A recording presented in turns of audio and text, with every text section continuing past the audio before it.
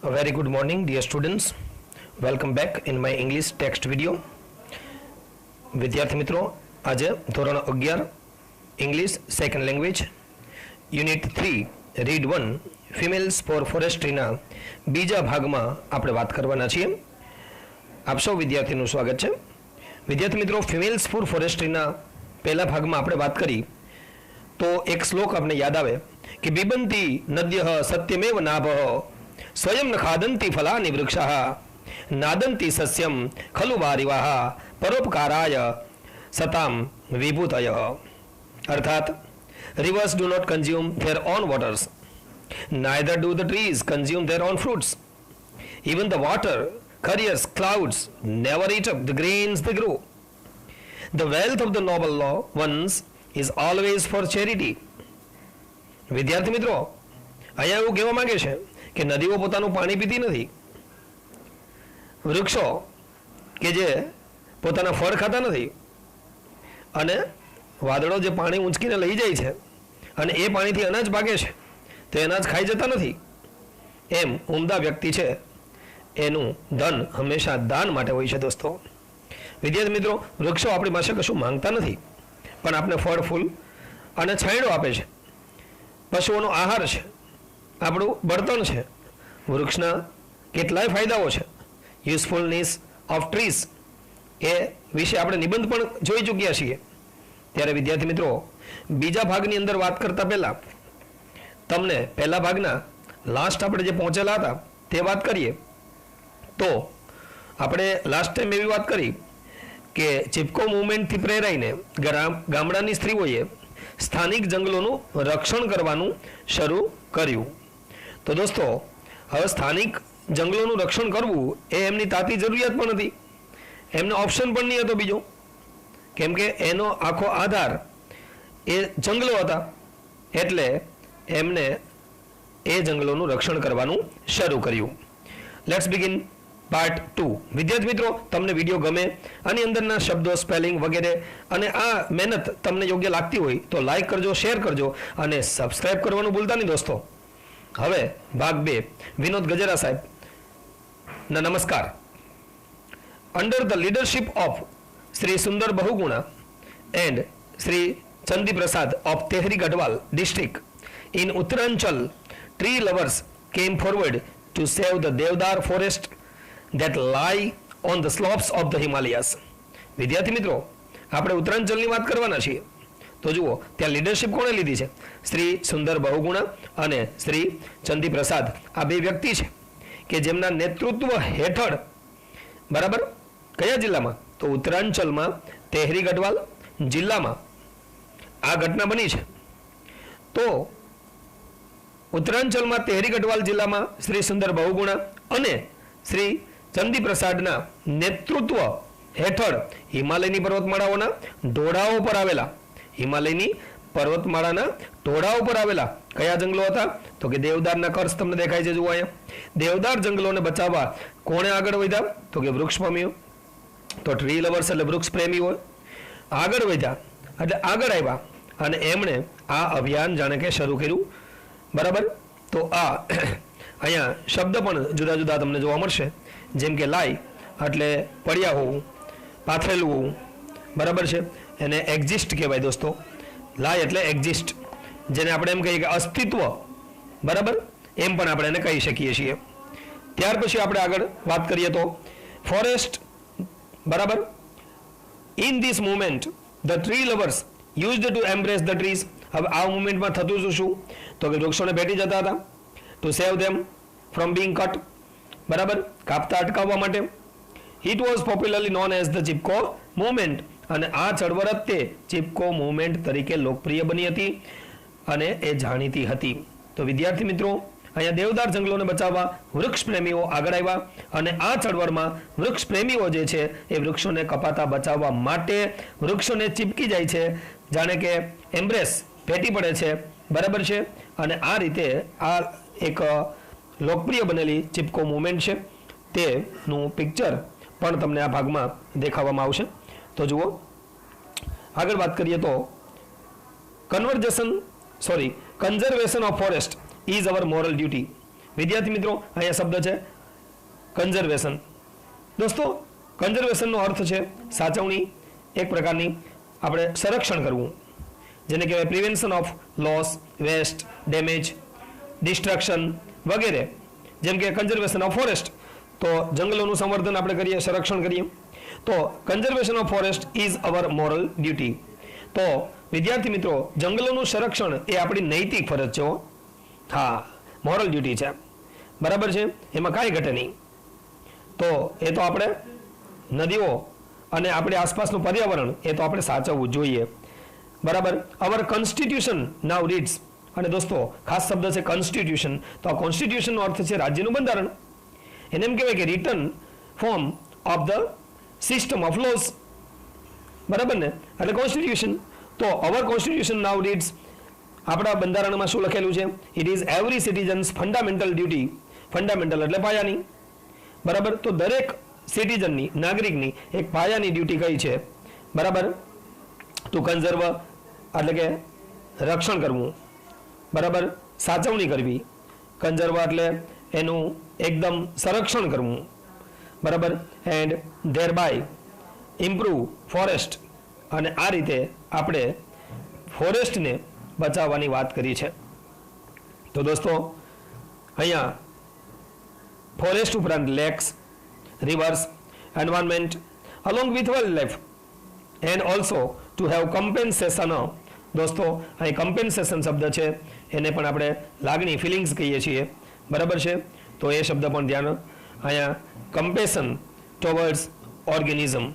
તો compassion એ સિમ્પાથી છે, PT સહાનુભૂતિ, કરુણા કે દયા માટે વપરાતો શબ્દ છે દોસ્તો. તો વિદ્યાર્થી મિત્રો અહીંયા જંગલોનું સંરક્ષણ એ આપણી નૈતિક ફરજ છે, એવું આપણે આ પેરેગ્રાફમાં જોયું. આપણા બંધારણમાં હવે એવું પણ વાંચવામાં આવે છે, એટલે કે એવું પણ છે કે જંગલો, તળાવો, નદીઓ, અહીં જુઓ ફોરેસ્ટ, લેક્સ, બરાબર.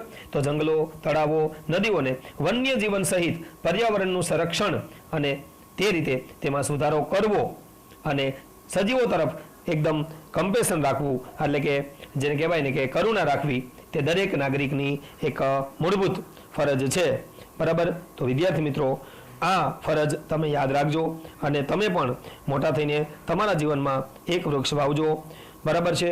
ઈચ વન ટ્રી વન, આવા સૂત્રોનો ફેલાવો થાય અને આપણે આપણા પર્યાવરણને બચાવીએ.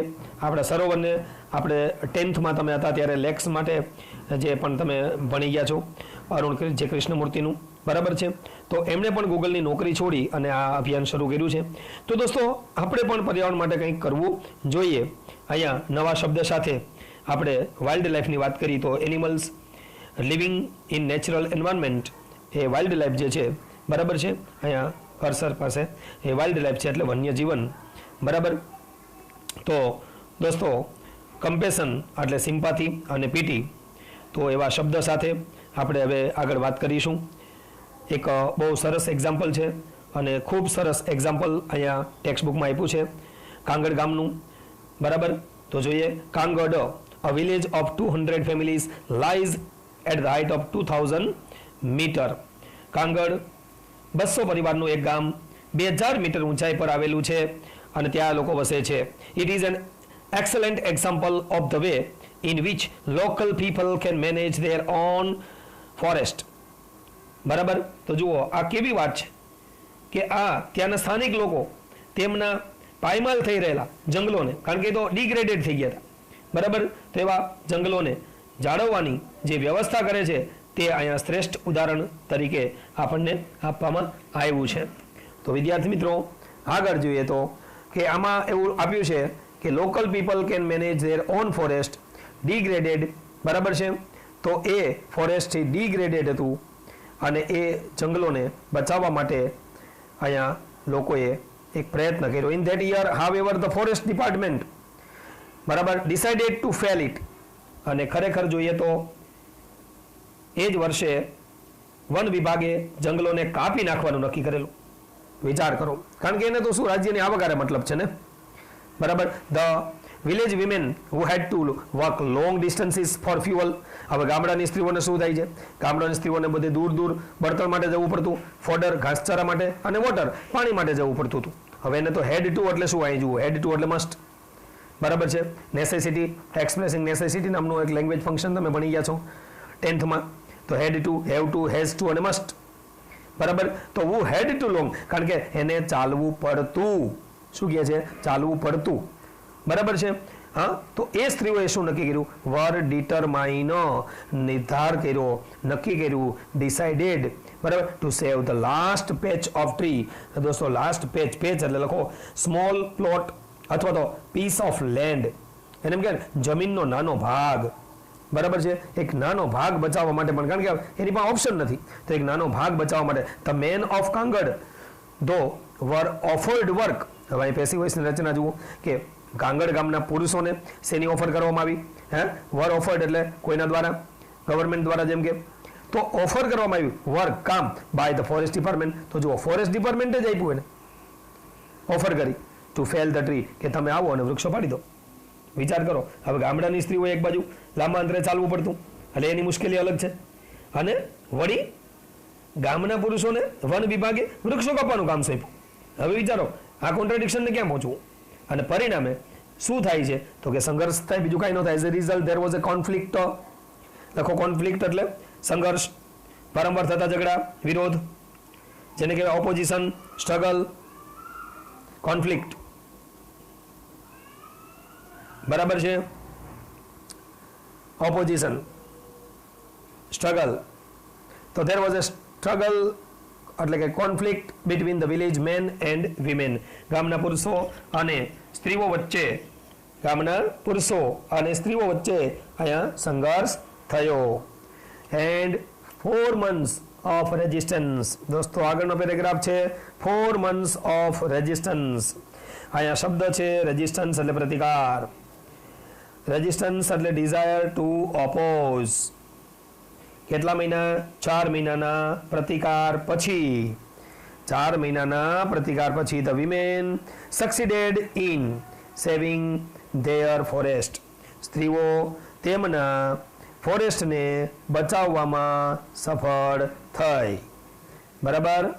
સ્ત્રીઓ તેમના જંગલને બચાવવામાં સફળ થઈ.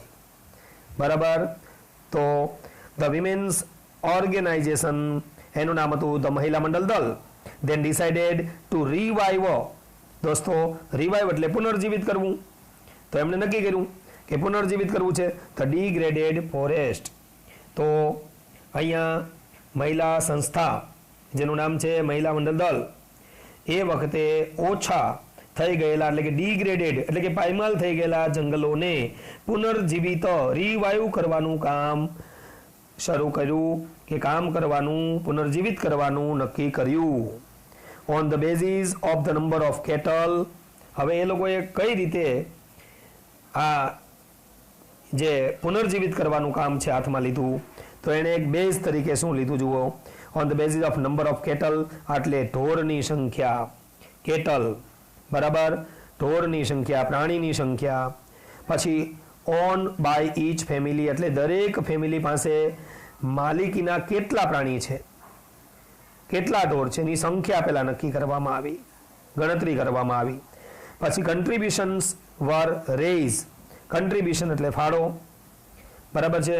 તો આ રીતે એનો ફાળો એકઠો કર્યો કે હવે આપણે આ કન્ટ્રીબ્યુશન જે છે જેને કહેવાય કોમન ફંડ. બરાબર છે. કન્ટ્રીબ્યુશનનો અર્થ ફોર ધ કોમન પર્પઝ, એક ફાળો થયો ને, તો એક પર્પઝ બધાનો કોમન જ છે.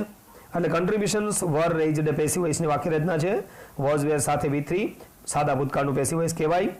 તો અહીંયા રેઇઝ એટલે શું? તો કે રેઇઝ એટલે ઊભું કરવું, રેઇઝ એટલે એકઠું કરવું, રેઇઝ એટલે કલેક્ટ. દોસ્તો રેઇઝ એટલે મેક ગ્રો. તો અહીંયા ફાળો એકઠો કરવામાં આવ્યો અને આ ફાળામાંથી શું કર્યું? Two employ. એમ્પ્લોય એટલે કોઈને કામે રાખવું. બરાબર. નોકરી આપવી. એમાંથી શબ્દ છે એમ્પ્લોયર. બરાબર. તો અને એમ્પ્લોયી. તો દોસ્તો એમ્પ્લોયી YEE તો એને કહેવાય કર્મચારી, અને એમ્પ્લોયર એટલે ઓનર. તો અહીંયા to employ a forest guard, એક ફોરેસ્ટ ગાર્ડને નોકરી આપી. Who was paid ₹300 per month, અને એમને 300 રૂપિયા પર મંથ આપવામાં આવતા હતા. ફરી એકવાર સમજી લો, અહીંયા જંગલોને પુનર્જીવિત કરવા માટે દરેક પરિવાર પાસે કેટલી સંખ્યામાં ઢોર એટલે કે પશુ, ગાય, ભેંસ, બળદ વગેરે બરાબર છે એનો એક આંકડો નક્કી કર્યો અને તેના આધારે ફાળો ઉઘરાવીને એક જંગલના ચોકીદાર તરીકે એક વ્યક્તિને નિમવામાં આવ્યો અને દર મહિને 300 રૂપિયા એને ચૂકવવામાં આવતા. હવે જોઈએ કે આ વ્યવસ્થા કેટલો સમય ચાલી. For 3 years the arrangement worked well. વિદ્યાર્થી મિત્રો 3 વર્ષ સુધી બરાબર 3 વર્ષ સુધી 3 મહિનાઓ લખેલા છે ને. ફોર 3 years 3 વર્ષ સુધી ધ અરેન્જમેન્ટ વર્કડ વેલ.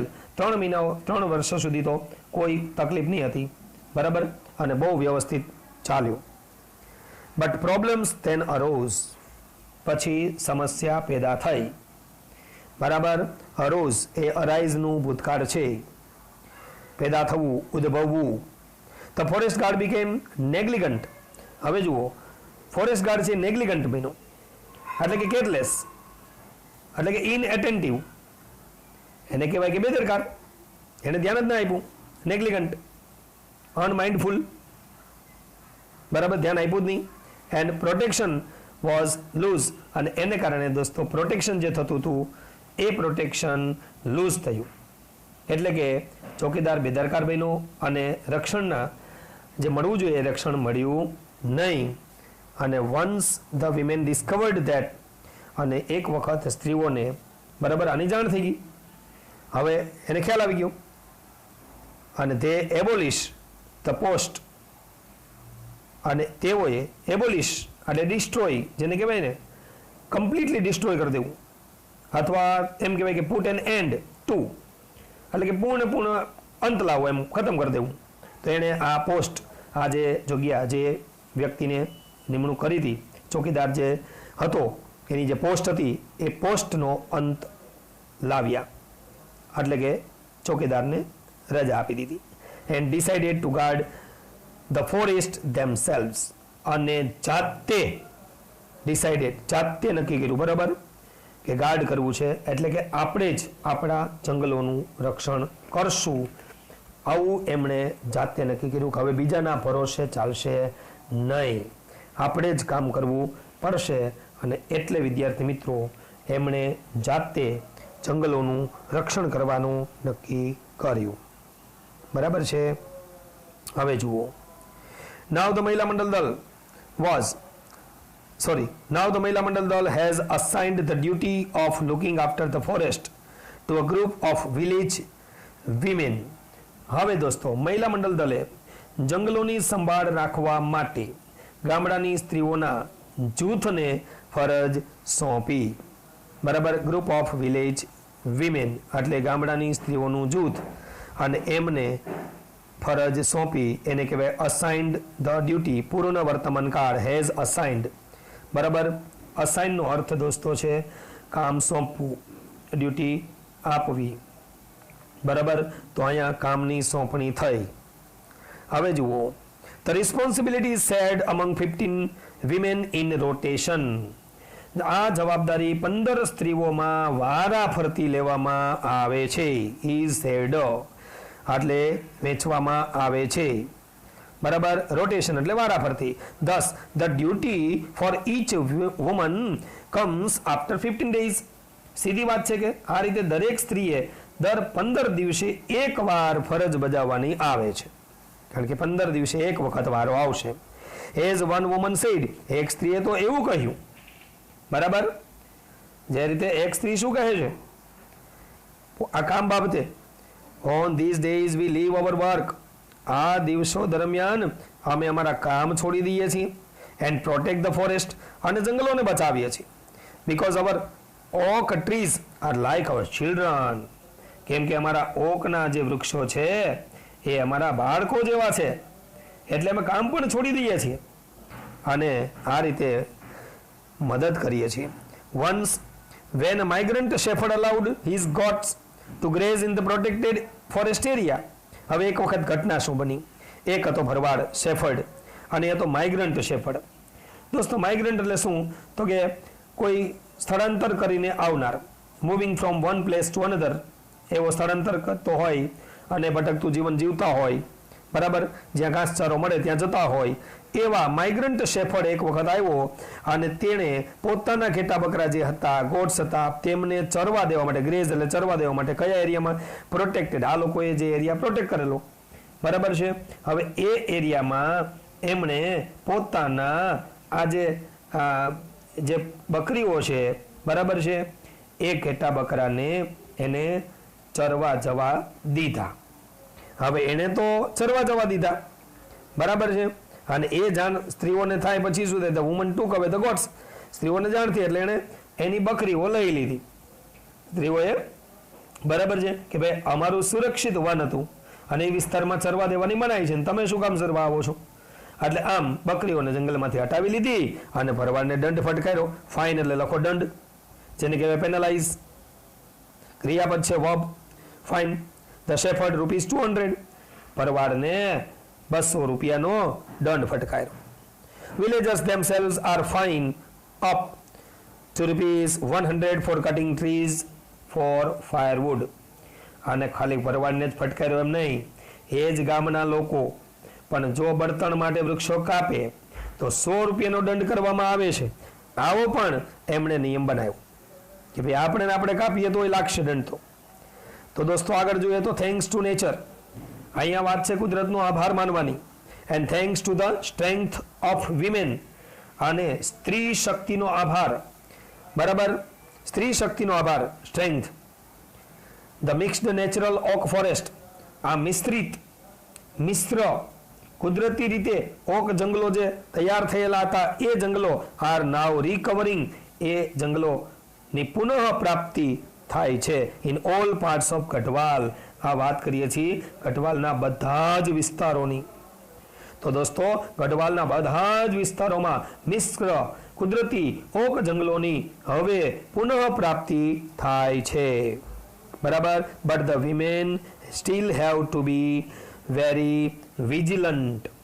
દોસ્તો સ્ત્રીઓ હજુ પણ ખૂબ જ જાગૃત રહે છે, એટલે કે સ્ત્રીઓને હજુ પણ જાગૃત રહેવું પડશે. અહીં લખ્યું છે હેવ ટુ એટલે મસ્ટ, વિજિલન્ટ એટલે જાગૃત રહેવું પડશે, બરાબર, એકદમ સાવધ રહેવું પડશે, ચોકન્ના રહેવું પડશે. ઇન 1980 ની વાત કરીએ તો for example the Mahila Mandal Dal agreed to help the forest department in tree planting. 1980માં શું બન્યું કે ઉદાહરણ તરીકે જોઈએ તો વૃક્ષોની રોપણી કરવી હતી અને વન વિભાગને મદદ કરવા મહિલા મંડળ દળ તૈયાર થયું. કાંઈ વાંધો નહીં, ચાલો તમે રોપણી કરવા માંગો છો, વી આર વિથ યુ, બરાબર. આમ થઈ ગયું, બધું નક્કી, એગ્રી થઈ ગયું. હવે ધે ડગ, વિદ્યાર્થી મિત્રો આ ચેનલમાં વર્બ્સ V1, V2 અને V3 નો વિડીયો છે, તમે જોજો. ડીગ, ડગ, ઘણા બધા વિડીયો છે, 3, 10, 11, 12 ટેક્સ્ટ અને ગ્રામરના અલગ અલગ, તમને ખૂબ ઉપયોગી થાય એવા વિડીયોઝ છે, બરાબર. તમને જરૂર લાગે તો એને તમે ખાસ નિહાળજો. ધે ડગ 15,000 pits, વિચાર કર્યો, ડગ એટલે ખોદ્યા, 15,000 ખાડાઓ ખોદ્યા. But then they found that, પછી એમને ખબર પડી કે the department was only interested in planting poplars. હવે એને ખબર પડી કે ડિપાર્ટમેન્ટ છે એ ખાલી પોપ્યુલર વાવવાનું છે. હવે પોપ્યુલર એટલે શું? તો કે એક સીધા થડવાળું, એટલે કે એ વિદેશી વૃક્ષ છે દોસ્તો, ટોલ ટ્રંક વાળું છે, એમ કે kind of tree with straight અને ટોલ ટ્રંક. તો આવું જે પોપ્યુલર છે એ પોપ્યુલર વાવવાના પ્રોગ્રામ કરી રહ્યા હતા. એટલે શું થયું? હવે સ્ત્રીઓને ખબર પડી કે વિભાગ માત્ર પોપ્યુલરના વૃક્ષોની રોપણીમાં જ રસ ધરાવતું હતું. The women refuse to allow the planting of the poplar. સ્ત્રીઓએ આ વિદેશી જે વેપાર કરવા માટેનું વૃક્ષ છે એવા વૃક્ષ પોપ્યુલરને રોપવાનો ઇનકાર કરી દીધો, બરાબર. શું કામે? રિફ્યુઝ એટલે ડિનાઇડ, ના પાડી. પ્લાન્ટિંગ પોપ્યુલર શું કામ? વિચ ઇઝ અ ફોરેન, કારણ કે વિદેશનું હતું. કમર્શિયલ એટલે વેપાર માટેનું વૃક્ષ હતું, એમાંથી એનું લાકડું આ તે બધું વેપાર માટે વેચાતું. ઇન્સ્ટેડ તેના બદલે સ્ત્રીઓએ શું ઓપ્શન આપ્યો? they forced the forest department to plant different kinds of indigenous fodder trees. that would benefit them directly. તો ઇન્ડિજિનસ શબ્દ લખી લો, અહીંયા જુઓ ખાસ ઇન્ડિજિનસ. તો ઇન્ડિજિનસ એ શબ્દનો અર્થ નેટિવ કહી શકાય, અકરિંગ નેચરલી પણ તમે કહી શકો, જેને કહેવાય સ્થાનિક મૂળ વતનનું, અથવા એના માટે આપણે શબ્દ વાપરતો દેશી.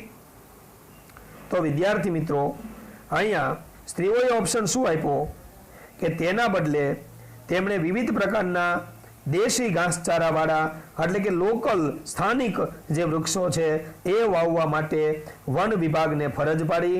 અને કારણ શું હતું કે જેનાથી તેમને સીધો જ બેનિફિટ થાય એમ હતો, ડાયરેક્ટલી ઘાસચારો મળે, ફોડર મળે, ફ્યુઅલ માટે બળતણ મળે.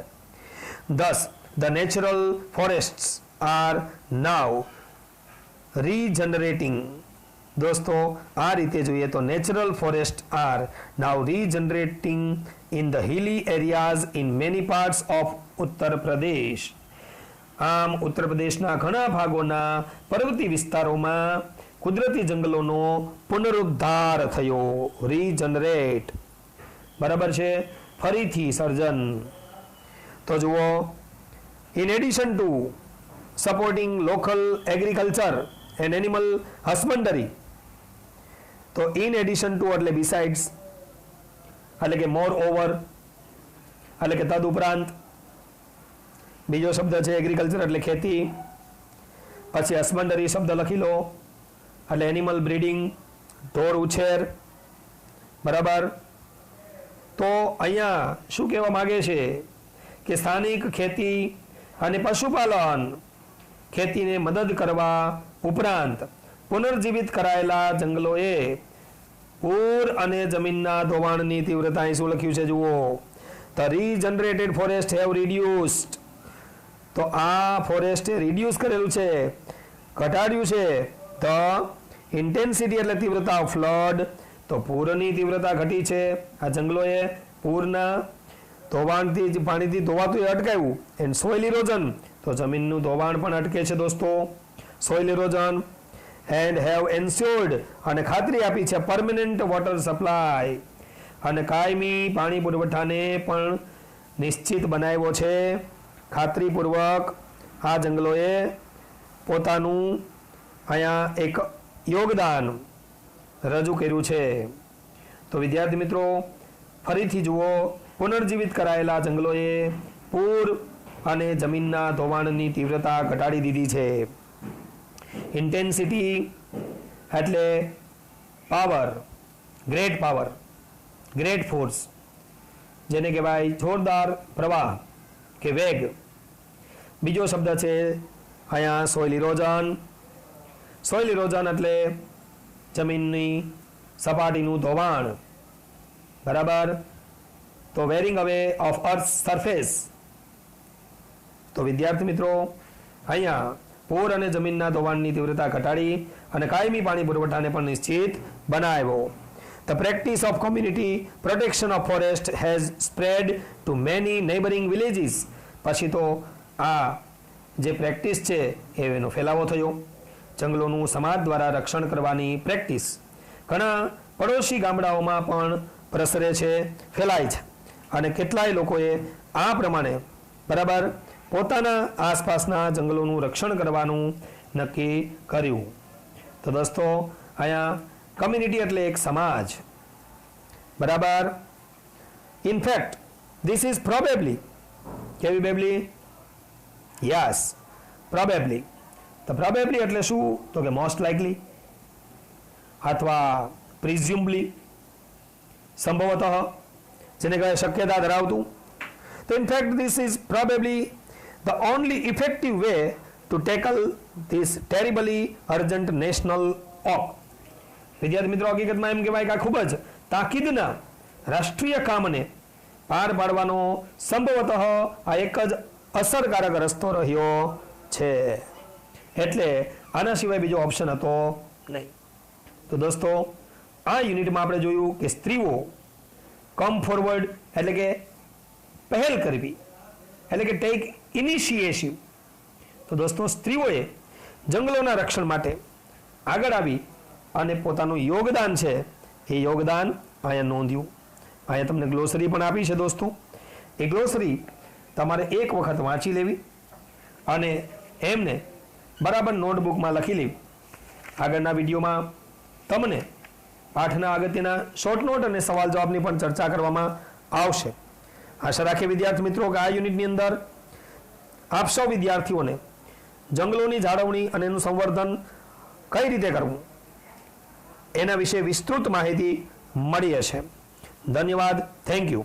જય હિન્દ, જય ભારત.